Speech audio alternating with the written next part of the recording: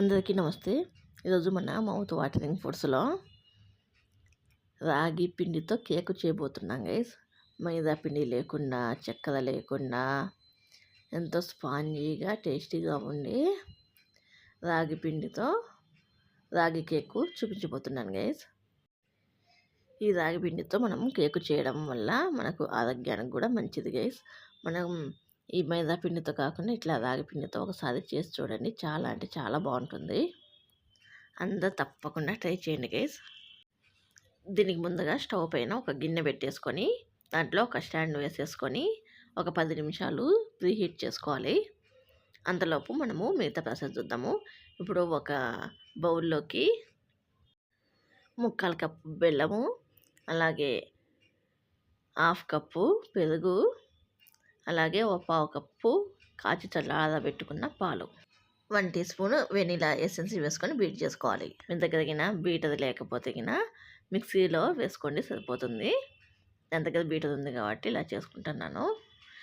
ఇలా ఇదంతా బెల్లం అంతా కరిగేంత వరకు బాగా బీట్ చేసుకోవాలి.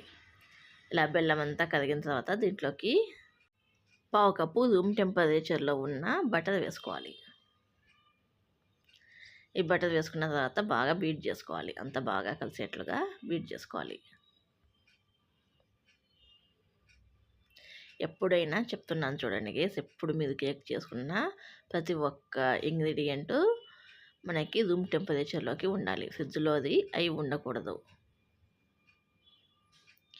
ఇలా అంతా బాగా బీట్ చేసుకున్న తర్వాత దీంట్లోకి ఇలా ఒక జల్లెడ పెట్టేసుకొని 1 కప్పు రాగి పిండి, 1/2 కప్పు బార్లీ పిండి, బార్లీ బియ్యం ఉంటాయి కదా, దాన్ని బాగా మెత్తగా మిక్సీకి వేసుకొని జల్లి పోసుకొని అది మెత్తది వేసుకోవాలి. తర్వాత 1/4 కప్పు ఓట్స్ పౌడర్, ఓట్స్ని మిక్సీకి వేసుకొని, అలాగే 1 tea spoon baking powder, 1/2 tea spoon baking soda, అలాగే ఒక 1/2 టీ స్పూను క్సాంతన్ గమ్ము, ఇది ఆన్లైన్లో దొరుకుతుంది చూడండి గేస్. అలాగే 2 టేబుల్ స్పూన్ల కోకో పౌడర్, అలాగే కొంచెం రుచి కోసమని కొంచెం 1/4 టీ స్పూన్ మైని సాల్ట్, ఇవన్నీ వేసుకొని బాగా జల్లించుకోవాలి.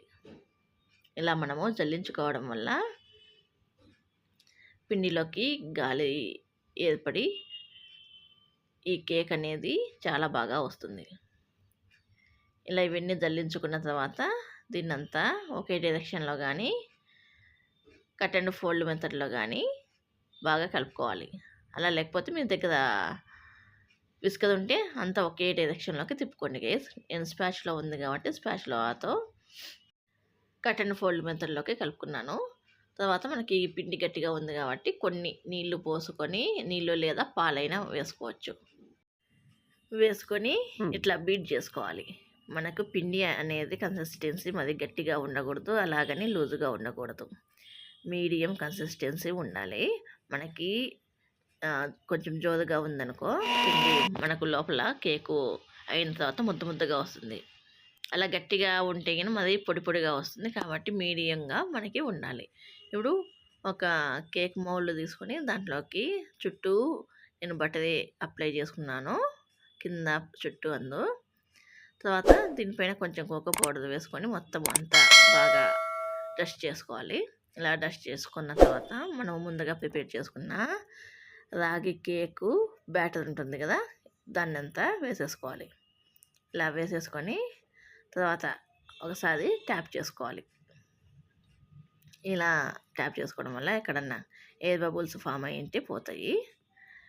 ఇప్పుడు దీన్ని మనం ముందుగా ప్రీహీట్ చేసుకున్న గిన్నెలోకి పెట్టేసుకుంటే ఒక 40 నిమిషాలు అలానే మనము మూత తీయకుండా చూడాలి. ఒక 40 నిమిషాల తర్వాత చూస్తున్నాను చూడండి గైస్. మనకి ఇలా అతుక్కోకుండా రావాలి. ఒక చాకుకు కానీ ఒక టూత్పిక్కు కానీ. మనకి ఇంకా కాలేదు గైస్, ఇంకొక 5 నిమిషాలు పెట్టేద్దాము. చాకుకి నాకు అంటుకోయింది కదా, ఇప్పుడు చూడండి గైస్, 2 వైపులా అంటుకోలేదు. ఇప్పుడు మనం దీన్ని బయటికి తీసుకొని దీనిపైన ఒకటి కాటన్ క్లాత్ కప్పుకొని ఇది బాగా పూర్తిగా చల్లారిన తర్వాత డిమోల్డ్ చేసుకోవాలి. ఇలా ఒక ప్లేట్లోకి ఈ కేకుని డిమోల్డ్ చేసుకోవాలి. అంతే గైస్, చాలా సింపుల్. ఆరోగ్యానికి ఆరోగ్యము, చాలా టేస్ట్గా ఉంటుంది, సింపుల్గా ఉంటుంది. దీనిపైన నేను కొంచెం డ్రై ఫ్రూట్స్ అప్లై చేసుకొని దీన్ని కట్ చేసుకొని చూపిస్తున్నాను చూడండి గైస్. ఎంతో చాలా స్పాంజీగా కూడా ఉంటుంది ఈ కేకు. ఈ రాగులలో కాల్షియం కూడా చాలా అధికంగా ఉంటుంది కాబట్టి ఎముకలకు కూడా చాలా మంచిది. ఈ వీడియో కనుక మీకు నచ్చితే ఒక లైక్ వేసుకోండి. ఇంకా బాగా నచ్చితే ముగ్గురికి షేర్ చేయండి. సబ్స్క్రైబ్ మాత్రం అస్సలు మర్చిపోవద్దు గైస్. చూడండి గైస్, ఎంత స్మూత్గా ఎంత సాఫ్ట్గా దిగుతుందో చాకు కూడా కట్ చేస్తుంటే. చూపిస్తాను చూడండి. చాలా అంటే చాలా స్పాంజీగా ఉంటుంది. ఇలాంటి మరిన్ని వీడియోస్ కోసం ప్లీజ్ సబ్స్క్రైబ్.